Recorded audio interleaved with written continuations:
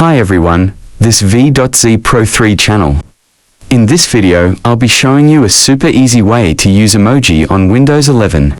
No extra apps, no complicated steps, just built-in features that anyone can use. We all know emojis are a fun way to express ourselves. Whether you're chatting with friends, writing a post on social media, or sending an email, emojis can add personality and emotion to your messages. And the good news is, Windows 11 has a built-in emoji picker that makes it incredibly simple to add emojis anywhere you type. So, how do you do it? First, make sure your cursor is placed in a text field. This could be in Word, a web browser, an email, or even a messaging app. Then, press Windows key plus period or Windows key plus semicolon on your keyboard. This will instantly open the emoji panel. From here, you can scroll through hundreds of colorful emojis, all neatly organized into categories like smiley faces, animals, food, symbols, and more.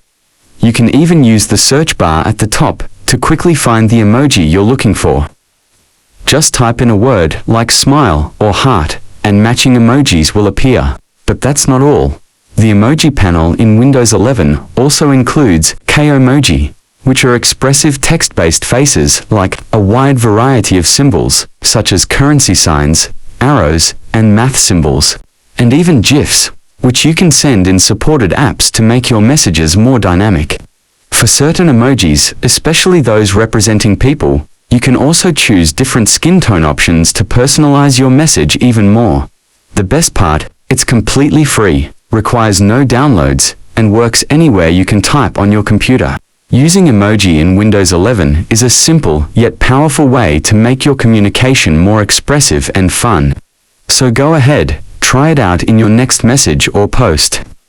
If you found this tutorial helpful, don't forget to give it a thumbs up, drop a comment, and subscribe for more Windows 11 tips and tricks. Thanks for watching, and see you in the next video.